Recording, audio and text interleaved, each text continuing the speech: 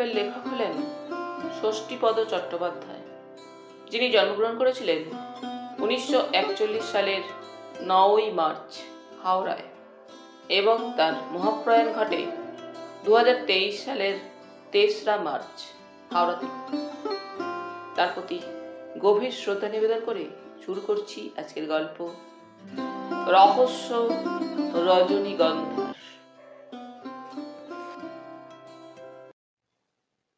ভোরে ওঠা আমার বরাবরের অভ্যাস, কিন্তু ইদানিং 3:30 কি 4টে বাজতে না বাজতেই আবার ঘুম ভেঙে যায়। সেই যে ঘুম ভাঙে, হাজার এপাশ ওপাশ করলেও আর ঘুম আসে না। আমি তখন শয্যাত্যাগ করে কখনো ছাদে যাই, কখনো বা বাগানে পাইচারি করি। এই সময় আমার খুব চা খেতে ইচ্ছা করে। আমার সব রকমের কাজকর্ম করে দেওয়ার জন্য রাক্ষহরি আছে, কিন্তু সে বেচারা তখন এমন অকাতরে ঘুমোয় যে ওকে ডাকতেও আমার মায়া হয়। ছেলে মানুষ তো, আমি তাই নিজেই 1 কাপ চা করে খাই। আজ ঘুম ভাঙলো শেষ রাতে 3টে। কেন এমন হলো?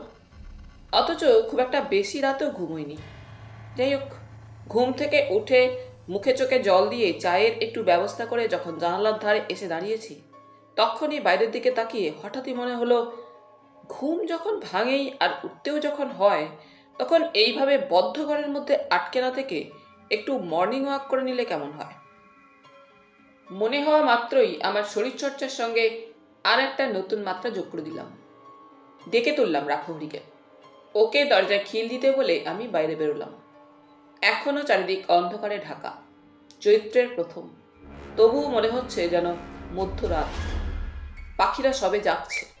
2-1 সাইকেল আরোহী টিং টিং করে ঘন্টা বাজিয়ে কোথায় যেন গেল। সে যেখানেই যাক, আমি আবার পথ চলা শুরু করলাম। মৌরিগ্রাম এখন আর আগের মতো গ্রাম নেই। দ্বিতীয় হুগলি সেতু হয়ে যাওয়ার ফলে নিত্য নতুনভাবে তার চেহারা পাল্টাচ্ছে। আমি দ্রুত পা চালিয়ে রথতলার দিকে চললাম। হাঁটাটা একটু রপ্ত হয়ে গেলে আরও দূরে খটির বাজার কিংবা প্রশস্তর দিকে চলে যাব। প্রশস্তর মূর্তি মহল্লা বিখ্যাত। মৌরি রথতলার কাছাকাছি যখন এসেছি, তখন হঠাৎই একটা বাড়ির দিকে আমার নজর পড়ল। দেখলাম গেঞ্জি ও শর্টস পরা এক যুবক একজনের বাড়ির দোতলা থেকে কিছু একটা বেয়ে নিচে লাফিয়েই অন্ধকারে মিশে গেল। যুবকটির গায়ের রং কালো, বেঁটে কাটো চেহারা। ও যে চোর এবং চুরি করতে এসেছিল তা বোঝাই গেল। আমি ধীরে ধীরে সেই বাড়িটার দিকে এগোলাম। কাছে গিয়ে দেখলাম ওপরের ঘরের বারান্দার দিকে দরজাটা খোলা, বোধহয় গরমের জন্য। আর বারান্দার সঙ্গে লোহার হুকে আটকানো একটা নাইলনের ফিতে বাইরের দিকে ঝুলছে। চোর পালাবার সময় এটা না নিয়েই চলে গেছে। বাড়ির দরজায় নেম প্লেট দেখেই চমকে উঠলাম আমি। আরে, এই যে প্রফেসর ML বোসের বাড়ি। ভদ্রলোকের সঙ্গে আমার আলাপ ছিল না, কিন্তু শুনেছি উনি অত্যন্ত গুণী মানুষ। হাওড়ারই কোনো একটি কলেজে অধ্যাপনা করেন। ওর কোচিংয়ের নামডাকও আছে খুব। একবার ভাবলাম চোরটার পিছনে একটু তাড়া লাগাতে হতো। যদিও দৌড়ের প্রতিযোগিতায় ওর সঙ্গে আমি পেরে উঠতাম না, তবুও একটা শোরগোল ওঠানো যেত। কিন্তু ব্যাপারটা এমনই আচমকা ঘটে গেল যে তখন আর কিছুই করবার ছিল না আমার। আমি অনেকক্ষণ সেই জায়গাটায় পাইচারি করে আকাশ একটু ফর্সা হলে প্রফেসরের বাড়ির দরজায় নক করলাম। ভেতর থেকে সাড়া এলো। কে? তারপর সদ্য ঘুম ভাঙা এক মহিলা বেরিয়ে এসে বললেন, কাকে চাই? প্রফেসর বোস আছেন? উনি এখন ঘুমোচ্ছেন, এখন তো দেখা হবে না, বেলায় আসবেন। ওকে একবার ডাকুন, ডেকে বলুন বাড়িতে চোর এসেছিল। মহিলা ভয়েই হোক বা যে কোনো কারণেই হোক, ও মাগো বলে আমার মুখের উপর সশব্দে বন্ধ করে দিলেন দরজাটা। আমি আর কি করি, বাধ্য হয়েই বাড়ি ফিরে এলাম। রাক্ষহরি বলল, আজ এত ভোরে আপনি কোথায় গিয়েছিলেন দাদাবাবু? মর্নিং ওয়াকে। শুধু আজ নয়, এবার থেকে রোজই আমি বেরোবো। মর্নিং ওয়াকটা আমার কাছে এখন অত্যন্ত জরুরি হয়ে পড়েছে। কিন্তু আপনার মতো লোকের পক্ষে অত ভোরে একা এইভাবে বেরোনোটা কি ঠিক? কে কখন সন্ধান নিয়ে পিছু নেয় তা কে বলতে পারে। ও ভয় করলে তো ঘর থেকে বেরোনো যাবে না রে। আমি শুধু হাতে গেছি, কাল থেকে তৈরি হয়েই বেরোবো। যাক, তুই এখন বেশ জুৎসই করে একটু চা কর দেখিনি। রাখহরি ওর কাজে গেল। আমি ইজি চেয়ারটা বাইরের বাগানে এনে আমার প্রিয় রঙ্গন গাছগুলোর কাছে গিয়ে বসলাম। একটু পরেই কাগজওয়ালা কাগজ দিয়ে গেল, সেই সঙ্গে একটা দুঃসংবাদ। কাগজওয়ালা বলল, জানেন তো চ্যাটার্জিদা, একটা খুব খারাপ খবর আছে আজ। কাগজে নেই অবশ্য খবরটা, তবে কালকের কাগজে নিশ্চয়ই বেরোবে। কিরকম? প্রফেসর ML বোস খুন হয়েছে। আমার তো আটকে ওঠার পালা। বললাম, সে কি? হ্যাঁ, শুধু তাই নয়, খুনি খুন করে নিচের দিদিকে জানিয়েও গেছে। রাখহরি তখন চা আর টোস্ট নিয়ে এসেছে। আমি কোনো রকমে ওর হাত থেকে সেটা নিয়ে মাটিতে ঘাসের ওপর নামিয়ে রাখলাম। কাগজওয়ালা বলল, এই ধরনের অজাতশত্রু মানুষের যদি এই অবস্থা হয় তাহলে দেশের পরিস্থিতি কিরকম এবার বুঝতে পারছেন তো? বলে চলে গেল। আমি কাঁপা কাঁপা হাতে টোস্টে কামড় দিয়ে চায়ের কাপে চুমুক দিলাম। এই মুহূর্তে নিজের ওপর দারুণ রাগ হলো আমার। কেন এই ভোরবেলা সেই খুনিটার পেছনে ধাওয়া করলাম না, তা ভেবেই মনটা খারাপ হয়ে গেল। এই মুহূর্তে আগাগোড়া ঘটনাটা পুলিশকে জানানো দরকার। তারপর যেভাবেই হোক খুঁজে বের করতে হবে আততায়ীকে। থানায় গিয়ে পুলিশকে সব কথা বলতেই ইন্সপেক্টর ত্রিবেদী বললেন, অর্থাৎ আপনি বলতে চাইছেন আপনার এবং আততায়ীর মধ্যে দূরত্ব এতটাই ছিল যে আপনি উদ্যম নিলেও ধরতে পারতেন না। ঠিক তাই, তবু খুনির চেহারার একটু বর্ণনা দিতে পারেন? বেটে খাটো চেহারা, শর্টস আর গেঞ্জি পরেছিল। মুখে বসন্তের দাগ ছিল কি? দূরত্বের জন্য বোঝা যায়নি। মিস্টার ত্রিবেদী একটা সিগারেট ধরিয়ে বললেন, মনে হয় চোর গণেশ। ছোটখাটো যত চুরি টুরির প্রধান হচ্ছে ও। তবে কিনা এরকম খুন জখমের মতো জঘন্য অপরাধের কোনো রেকর্ড ওর নেই। আচ্ছা, লোকটাকে আরেকবার দেখলে আপনি চিনতে পারবেন?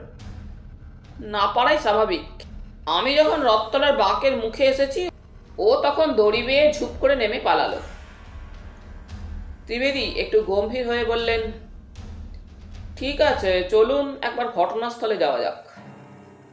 আমি বললাম, যেতে তো হবেই ত্রিবেদীজি, তবে একটা কথা, এই খুনের তদন্তটা কিন্তু আমি করব, আপনারা আমাকে হেল্প করবেন। অন্তত এই একটা ব্যাপারে আপনি আমাদের পরম বন্ধু, আপনার সহযোগিতা আমাদের কাছে অলওয়েজ অ্যাকসেপ্টেবল। আমরা একটুও দেরি না করে ঘটনাস্থলে চলে এলাম। সেই দিদি তো আমাকে দেখেই চমকে উঠলেন। বললেন, এই তো, এই বাবুই আমাকে খবর দিয়েছিলেন। উনি চলে যাওয়ার পর ওপরে গিয়েই দেখি এই কাণ্ড। আমি তো ভয়েই মরি, ভাবলাম উনিই বোধহয় বাবুকে খুন করে আমাকে জানিয়ে গেলেন। এখন তো দেখছি উনি পুলিশের লোক। ইন্সপেক্টর ত্রিবেদী এবং আমি বাইরের লোকজনের ভিড় ঠেলে ওপরে উঠে গেলাম। নিচের কনস্টেবলরা ভিড় কন্ট্রোল করতে লাগলো। আমরা ঘরে ঢুকেই দেখলাম মিস্টার বোস মাথায় আঘাতের চিহ্ন নিয়ে চেয়ারে বসে টেবিলের উপর মাথা রেখে এমনভাবে পড়ে আছেন যাতে মনে হচ্ছে অত্যন্ত ক্লান্তিতে অবসন্ন হয়ে নিদ্রে যাচ্ছেন তিনি। টেবিলের ওপরে একটা ফুলদানি আছে। সম্ভবত এই ফুলদানিটা দিয়েই ওর মাথার ব্রহ্মতালুতে আঘাত করা হয়। ওর হাতের মুঠোয় আছে একগোছা রজনীগন্ধা। টেবিলের ওপরে একটা বিদেশি গোয়েন্দা গল্পের বই এবং একটা সুইসাইড নোট। একটা ফুলস্কেপ কাগজের ওপর লেখা আছে, আমিই খুনি। লেখার নিচে ওর সই। রহস্যময় ব্যাপার। রহস্যময় এই কারণে যে উনি যদি নিজের মাথায় ফুলদানি দিয়ে আঘাত করে থাকেন তাহলে সেটা ওইভাবে টেবিলের উপর থাকতে পারে না। সুইসাইড নোটে কেউ নিজেকে নিজের খুনি বলে লিখে রাখে না। আর তার চেয়েও আশ্চর্যের ব্যাপার যেটা, সেটা হলো এই রজনীগন্ধার ফুলগুলো। ওই ফুলগুলো ওর হাতের মুঠোয় এলো কিভাবে? এইবার ঘরের অন্যান্য জিনিসপত্রের দিকে নজর দেওয়া হলো। সবই ঠিকঠাক আছে, শুধু স্টিলের আলমারিটাই যা লণ্ডভণ্ড। তার মানে খুনি যার লোভে এই কাজ করেছে তা পেয়ে অথবা না পেয়েই করেছে এই কাজ। ওই আলমারিতেই একটি খাতায় লেখা ছিল ওর সঞ্চয়ের হিসেব নিকেশ। প্রায় 3.5 লাখ টাকার মতো ইন্দিরা বিকাশ কিনেছিলেন উনি, তার একটিও নেই। জাতীয় সঞ্চয়ের কিছু কাগজ ছেঁড়াখোড়া অবস্থায় পড়ে আছে, সেও প্রায় 1.5 লাখ টাকার মতো। ব্যাংকে এফডির জন্য 50,000 টাকা জমা দেওয়ার ফর্ম ফিল আপ করেছিলেন, কিন্তু ফর্ম আছে অথচ টাকা নেই। অর্থাৎ খুনি এটাকেও হাতিয়েছে। এই টাকাটা সম্ভবত কোনো পলিসি ম্যাচিওর হওয়ার পর জমা করতে যাচ্ছিল। খুনি সেটা জানত। ত্রিবেদী বললেন, কি বুঝলেন মিস্টার চ্যাটার্জি? রীতিমতো সন্ধানী চোর। কিন্তু ওই সুইসাইড নোটের অর্থ কি বোঝা যাচ্ছে না, তবে লেখাটা ওরই। কেননা ওর খাতাপত্র বা অন্য লেখাটেখা দেখে ওই লেখার কোনো গরমিল পাচ্ছি না। এবার আমরা বারান্দার কাছে এসে একজোড়া পায়ের ছাপ দেখতে পেলাম। পরে আরো লক্ষ্য করে ঘরের ভেতর পর্যন্ত একই পায়ের যাওয়া আসার ছাপ স্পষ্ট দেখতে পেলাম আমরা। এতটাই জুতো পরে আসেনি, সে এসেছিল ধুলো মাখা খালি পায়ে। কিন্তু সেই পায়ের ছাপ বোসবাবু চেয়ারের কাছ পর্যন্ত আছে, তারপর আর নেই। তাহলে স্টিলের আলমারি ভেঙে জিনিসপত্রগুলো চুরি করলো কে? আমি ওর সম্পত্তির হিসেব লেখা খাতা ও ডায়েরিটা আদায় করে পুলিশকে বললাম, আপনারা এবার আপনাদের কাজ করুন, আমি ততক্ষণ দিদির সঙ্গে একটু কথা বলে আসি। কাজের দিদি নিচের ঘরে বসে নীরবে চোখের জল মুছছিলেন। আমি গিয়ে বললাম, আপনাকে আমি কয়েকটা প্রশ্ন করতে চাই। উনি বললেন, বেশ তো, করুন। আপনি এখানে কতদিন আছেন? তা ধরুন না কেন, বছর 15। আগে কোথায় ছিলেন? আপনার কে কে আছে? আগে দেশে ছিলাম, আমার কেউ নেই, গরিব মানুষ, বিধবা। উনি আমাকে ওর চরণে ঠাঁই দেন। বোসবাবুর কে কে আছেন? এখানে অথবা দেশের বাড়িতে? উনি তো আমারই দেশের লোক, দেশের সঙ্গে সম্পর্ক নেই বহু বছর। কেননা যা যেখানে ছিল সবই বেচে বুচে দিয়ে এখানে এসে বাড়ি করেছেন।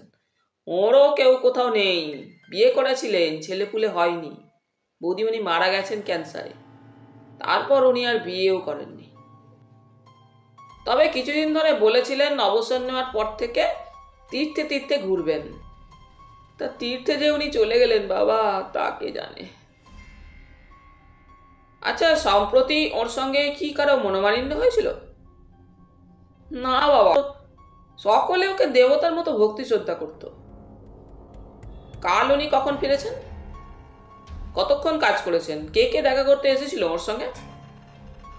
উনি তো কাল কলেজেই যাননি, কি একটা বই লিখবেন বলে কদিনের ছুটি নিয়েছেন। ছাত্রছাত্রীও আসেনি, কেউ বাইরের কেউই আসেনি দেখা করতে। শুধু ভোরবেলা আপনিই যা এসেছিলেন। কাজের দিদির কথায় একটু আলোর ইশারা পেলাম, অর্থাৎ সুইসাইড নোটের রহস্যটা একটু পরিষ্কার হলো। উনি তাহলে বই লিখতে যাচ্ছিলেন, আর সেই বইটার অথবা সেই বইয়ের কোনো গল্পের নাম নিশ্চয়ই আমি খুনি। হয়তোবা ওই ইংরেজি বইয়ের কোনো গল্পের অনুবাদ করতে বসেছিলেন। আর ঠিক সেই সময় খুনি এসে তার ফায়দাটা লুটেছে। কিন্তু কিভাবে? আমি আবার ওপরে উঠে এসে বোসবাবুর টেবিলের উপর রাখা সেই ইংরেজি বইটার পাতা উল্টেই এমন একটা গল্প দেখতে পেলাম যার বাংলা করলে নামটা দাঁড়ায় আমি খুনি। বইটা ত্রিবেদীকে দেখাতে তিনি চমকে উঠলেন, বললেন, আরে তাই তো, আমরা তো এতক্ষণ ভুল সিদ্ধান্তে যাচ্ছিলাম। আমার মনের মধ্যে তখন একটাই দুশ্চিন্তা তোলপাড় করতে লাগলো, খুনি কে? তার হাতের ছাপ মৃতের কাছ পর্যন্ত গেল, কিন্তু আলমারির কাছে নেই কেন? আর মৃতের হাতের মুঠোয় ওই রজনীগন্ধার অর্থ কি? দুপুরবেলা ঘরে বসে নিজের মনে কত কি চিন্তা করতে লাগলাম। কোন সূত্র ধরে এই তদন্তের কাজে কিভাবে এগোবো তা কিছুতেই ভেবে পেলাম না। আততাই একমাত্র পদচিহ্ন ছাড়া আর কোনো চিহ্ন রেখে যায়নি। বোসবাবু সম্পত্তির হিসেব লেখা খাতায় 60 ভরি সোনার গয়নার উল্লেখ আছে, কিন্তু সেই গয়নাও মৃত্যুর সঙ্গে সঙ্গে উধাও।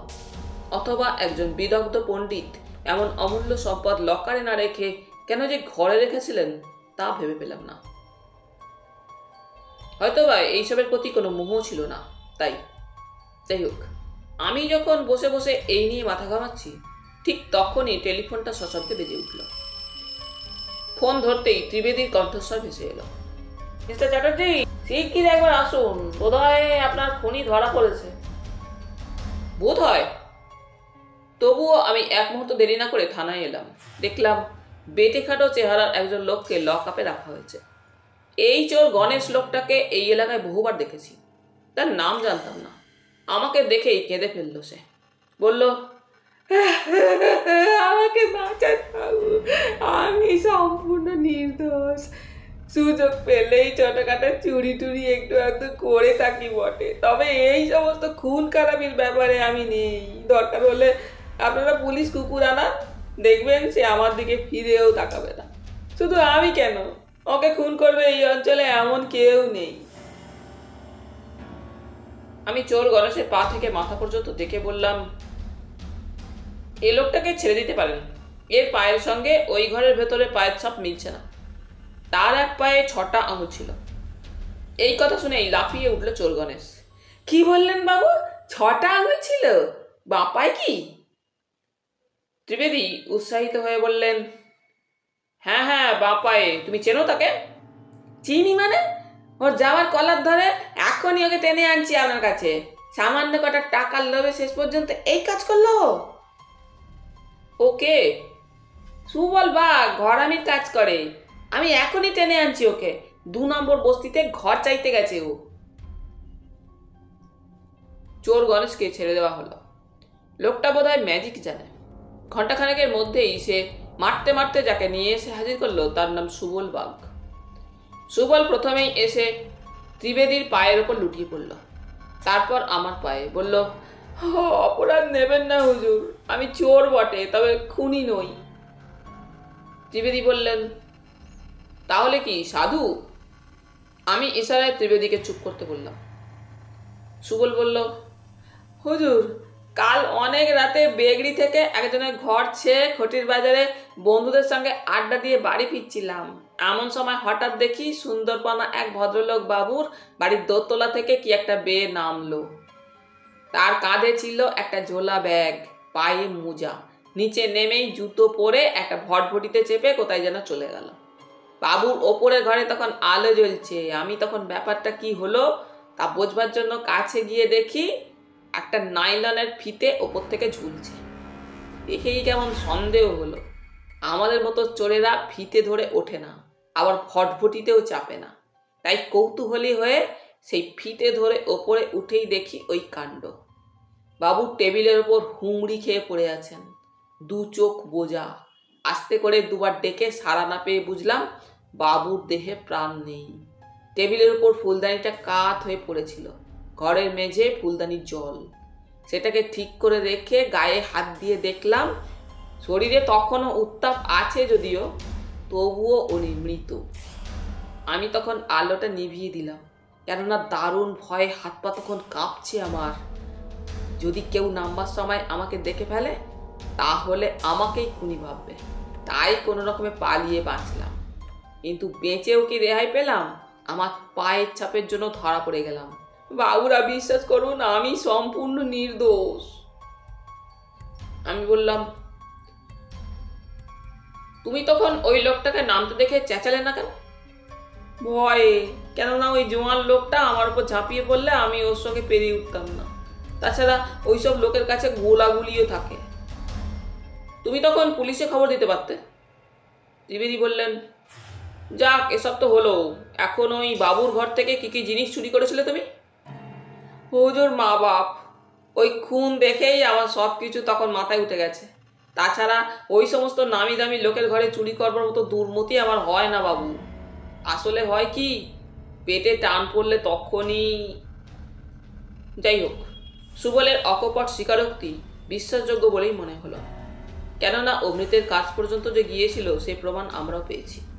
কিন্তু আলমারির কাছে ওর কোনো পদচিহ্ন ছিল না। চতুর খুনি মোজা পরে ঘরে ঢোকার ফলে তারও পায়ের ছাপ কিছু পাওয়া যায়নি। তাই সামান্য জিজ্ঞাসাবাদের পর সুবলকেও ছেড়ে দেওয়া হলো। সন্ধ্যাবেলা পোস্টমর্টেম রিপোর্ট এলো। বোসবাবুকে প্রথমে শ্বাসরোধ করে পরে মাথায় ফুলদানির ঘা দিতেই আঘাতজনিত কারণে মারা যান বোসবাবু। পুলিশ কুকুরও এই হত্যাকাণ্ডের ব্যাপারে কোনো রকম আলোকপাত করতে পারেনি আমাদের। পরদিন সকালে আমি আবার বোসবাবুর বাড়ি গেলাম।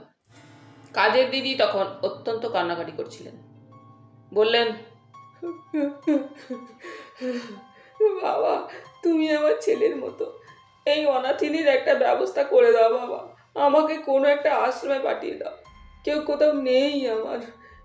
এই বাড়িতে একা আমি কি করে থাকবো, কি খাবো? আর শোনো, বৌদিমণির গয়নার বাক্সটা নিচের ঘরে থাকতো, তাই ওটা চলে নিয়ে যেতে পারিনি। ও তুমি থানায় জমা দিয়ে দাও। ও আমি কতদিন আগলে রাখবো বাবা? কার জন্য রাখবো? আমি অবাক হয়ে বললাম, বৌদিমণির গয়নার বাক্স আপনার কাছে থাকতো কেন? ওগুলো নিচের ঘরের আলমারিতে থাকতো, তার চাবি আমার কাছে। আমি যে বাবুর মায়ের মতো, দিদির মতো ছিলাম বাবা, উনি যে আমাকে খুবই বিশ্বাস করতেন। কাজের দিদির এই কথা শুনে শ্রদ্ধায় মাথাটা নত হয়ে এলো আমার। আজকের দিনে এমন নির্লোভ মানুষও হয়। এই জন্যই এই মহিলাকে দেবীর আসনে বসিয়েছিলেন বোসবাবু। আমি বললাম, আপনার কোনো চিন্তা নেই দিদি, আপনি এই বাড়িতেই থাকবেন, পরে আপনার ব্যাপারে একটা ব্যবস্থা নেব। সেরকম হলে আপনি নিচের তলাটা ভাড়া দিয়ে ওপর তলায় থাকবেন। তারপর বললাম, আচ্ছা একটু মনে করে দেখুন তো, ওর ওই বিষয় সম্পত্তির দাবি করতে পারে এমন কি কেউ কোথাও নেই? আমার অন্তত জানা নেই বাবা, তবে ওর এক দূর সম্পর্কের জারতুতো দাদা কাশিতে ছিলেন, শুনেছি তিনিও মারা গেছেন। তার একমাত্র ছেলে খোকন বাবু একবার এখানে এসে এক রাত ছিলেন। কতদিন আগের কথা? এই তো গত মাসে। তা বাবু ওকে কিছু টাকাও দিয়েছেন, বলেছেন আর কখনো যেন এখানে না আসেন। বাবু ওকে এখানে আসতে বারণ করলেন কেন? সে ব্যাপারে কিছু কি জানেন? না, তবে শুনেছি উনি বাবুকে এখানকার বাড়ি বেচে দিয়ে কাশিতে গঙ্গার ধারে একটা বাড়ি কিনে চলে যাওয়ার জন্য চাপ দিচ্ছিলেন। সেরকম বাড়িও নাকি ওর সন্ধানে আছে, তা বাবু একদমই রাজি হননি। আপনি ওদের কাশির বাড়ির ঠিকানাটা জানেন? না বাবা, তাও জানি না। আমি কিছুক্ষণ চুপ করে থেকে বললাম, খোকন বাবু যা লোক দেখছি তাতে মনে হয় ওকে একটা খবর দেওয়া একান্তই দরকার। কেননা যদি কখনো এই বাড়ির দাবি করে উনি কোর্টে যান, তখন কিন্তু আপনি মুশকিলে পড়ে যাবেন। দিদি চোখের জল মুছে বললেন,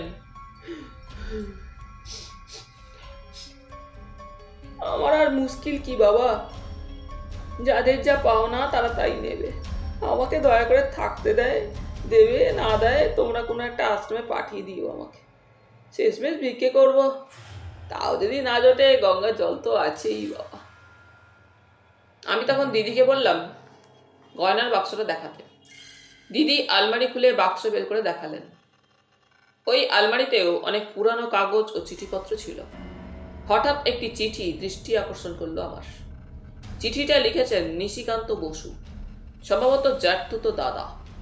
চিঠিটা এই: বৌমার মৃত্যু সংবাদ লোকমুখে শুনে অত্যন্ত দুঃখ পেলাম।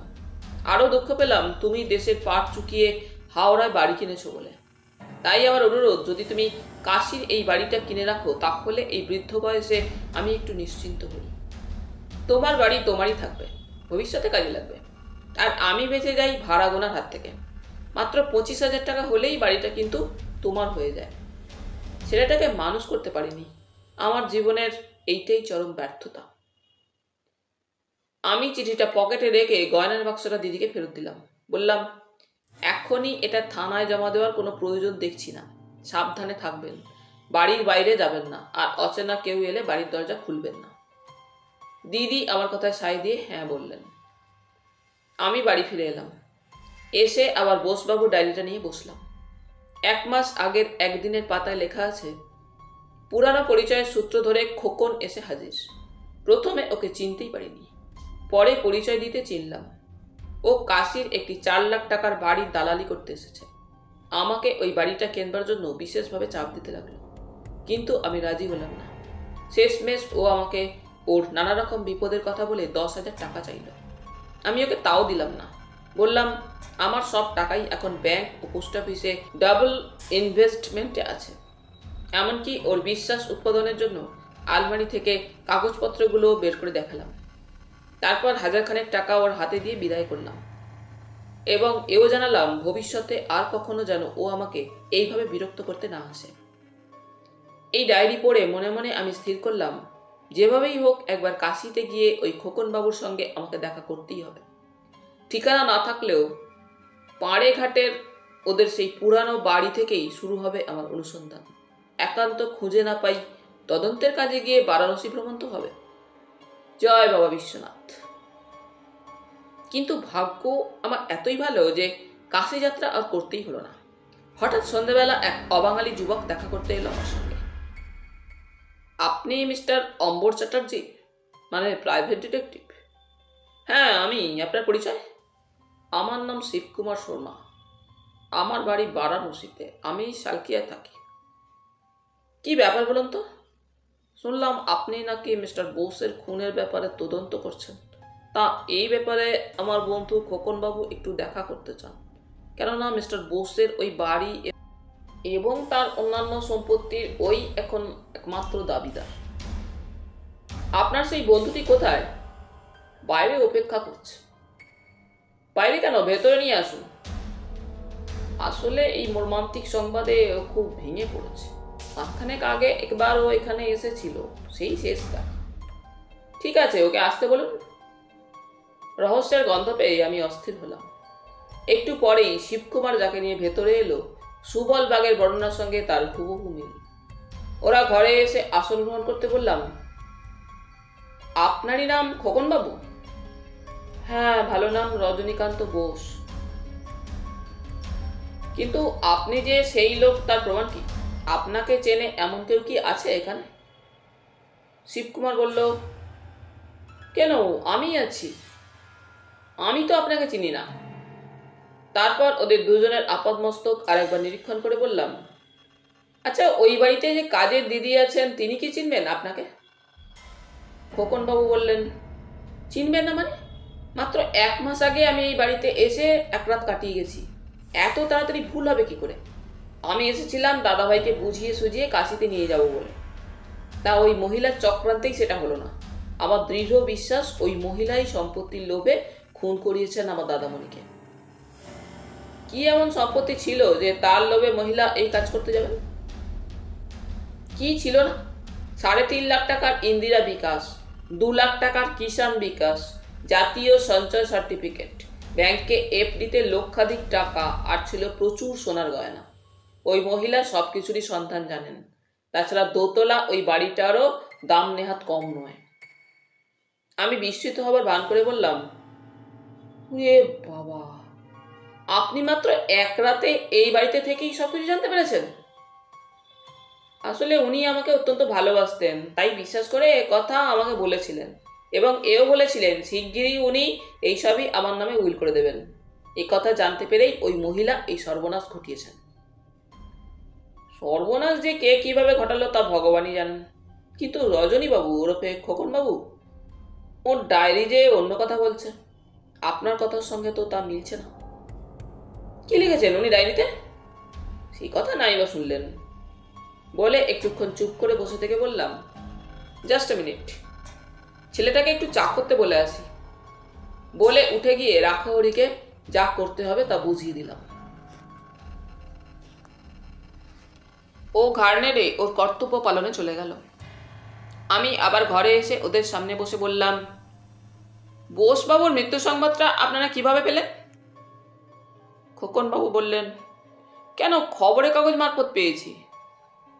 আপনি এখন থাকেন কোথায়? বেনারসেই থাকি। উরে বাবা, খবরের কাগজে খবর পেয়ে আজই চলে এলেন? না না, আমি খবরটা পাই শিবকুমারের মারফত। ওই আমাকে ভোরবেলা ফোনে জানায়, আমি তখনই পূর্বা এক্সপ্রেস ধরে চলে আসি। আজকের কাগজ তো 6টার পরে বেরিয়েছিল, আর বারাণসীতে পূর্বা এক্সপ্রেস ছাড়ে ভোর 5টা 10-এ। এটা কি করে সম্ভব হলো? আসলে ট্রেনটা আজ 1 ঘন্টা লেট ছিল কি না। বুঝলাম, কিন্তু আজ বৃহস্পতিবার, আজ তো পূর্বা এক্সপ্রেস বারাণসী দিয়ে আসে না। তাহলে কি বলতে চান, আমি মিথ্যে কথা বলছি? না না, তা কেন, আমারও ভুল হতে পারে, কিন্তু আমি যে এই ঘটনা তদন্ত করছি এ কথা আপনাদের কে বলল? খোকনবাবু গদগদ হয়ে বললেন, বাবা, কাল থেকে সবার মুখেই আপনার নাম। সবাই বলছে অম্বর চ্যাটার্জি তখন তদন্ত করছে, তখন খুনি ধরা পড়বেই। আপনার মুখে ফুলচন্দন পড়ুক ভাই। আজকের ভোরে মৃত্যু সংবাদ পেয়ে সুদূর বারাণসী থেকে এই সবে এখানে এসে পৌঁছলেন আপনি, অথচ কাল সকাল থেকেই এই খুনের তদন্ত আমি করছি বলে আপনি জেনে গেছেন। শিবকুমার বলল, ও কথা আমিই বলেছি ওকে। আপনিও তো মশাই আজই পড়ে জেনেছেন খবরটা। এখানে কাল আসে কোত্থেকে? শিবকুমার চুপ করে গেল। আমি খোকনবাবুকে প্রশ্ন করলাম, আপনি কি ট্রেন থেকে নেমেই সোজা এখানে আসছেন? হ্যাঁ। ওরে বাবা, পূর্বা এক্সপ্রেস দেখছি আজকাল বিমানের থেকেও আগে আসে। যাক, স্টেশন থেকে কিসে এলেন? হেলিকপ্টারে? আপনি কি আমাদের বিদ্রূপ করছেন? আমরা আমাদের স্কুটারে এসেছি। আপনার জিনিসপত্র কিছুই আনিনি সঙ্গে। বন্ধু নিশ্চয়ই আপনাকে এখানে নিয়ে আসবার জন্য স্টেশনে অপেক্ষা করছিলেন। ঠিক তাই। এবার একটু যেন অস্বস্তি বোধ করতে লাগলো শিবকুমার। বলল, শুনুন মিস্টার চ্যাটার্জি, আমার বন্ধুটি সবে ট্রেন থেকে নেমেছেন। এখন ওর একটু বিশ্রামের প্রয়োজন। আপনার সঙ্গে পরিচয় পর্বটা সারা হয়ে গেল। আমরা কাল সকালে দেখা করব আপনার সঙ্গে। আজ তাহলে আসি, কেমন? সে কি, আপনাদের জন্য চা করতে বললাম যে। মাফ করবেন, আমরা কেউই চা খাই না। তাহলে আমি যখন চায়ের কথা বললাম তখন আপনারা না করলেন না কেন? ওরা দুজনেই তখন যাওয়ার জন্য উঠে দাঁড়ালো। আমি গলার স্বর কঠিন করে বললাম, এখন কিন্তু আপনারা যেতে পারবেন না। তার কারণ, যে রাতে বোসবাবু খুন হন সে রাতে উনি কিছুমাত্র লিখে যেতে না পারলেও ওর হাতের মুঠোয় আমরা একগোছা রজনীগন্ধা পেয়েছি। তাতেই বুঝেছি রজনী নামের কারো কথা উনি মরণকালে বলতে চেয়েছিলেন। আর এখন এই ঘরেও একজন রজনী আছেন। তিনি এমন এক রজনী যিনি 1 মাস আগে ওর সঙ্গে দেখা করে ওর নারী নক্ষত্র জেনেছেন এবং যাকে উনি পছন্দ করেননি। গত রাতে খুনি যখন খুন করে পালায় তখন আমাদেরই পরিচিত একজন লোক খুব কাছ থেকেই তাকে দেখে ফেলে। তারও দেওয়া বিবৃতির সঙ্গে এই রজনীর চেহারার জুৎসই একটা মিল আছে। কাল রাতে খুনি পালাবার সময় একটা ভটভটি অর্থাৎ মোটর বাইক কিংবা স্কুটারে চেপে পালায়। আজ আপনারাও একটি স্কুটারে চেপেই এখানে এসেছেন। খোকনবাবু ও শিবকুমারের মুখ ফ্যাকাশে হয়ে গেল। খোকনবাবু বললেন, এর দ্বারা কি প্রমাণ হয় আমি খুনি? Yes, now you are under arrest. বলতে বলতেই হাতে হাত করা নিয়ে ঘরে ঢুকলেন মিস্টার ত্রিবেদী। সঙ্গে আরও পুলিশ, এমনকি সেই সুবল বাঘও। সে রজনীকে দেখেই চেঁচিয়ে উঠল, এই এই তো সেই লোক, একেই আমি দেখেছি কাল। ত্রিবেদী বললেন, একজনকে খুনের অপরাধে এবং অন্যজনকে খুনিকে সাহায্য করার অপরাধে গ্রেপ্তার করা হলো। রাখহরি তখন দূরে দাঁড়িয়ে আমার দিকে তাকিয়ে মিটিমিটি হাসছে। আমার নির্দেশে সেই গিয়ে পুলিশে খবর দিয়েছিল। আমি তখন খোকনবাবুকে বললাম, কি রজনীবাবু, এই ব্যাপারে আর কিছু আপনার বলবার আছে? ক্লান্ত রজনী মাথা নত করে ঘাড় নাড়লেন। তাহলে আপনার অপরাধ আপনি স্বীকার করছেন তো? রজনীকান্ত অশ্রু সজল চোখে বলল, হ্যাঁ, আমি খুনি। শিবকুমারের দু চোখে তখন আগুন জ্বলছে।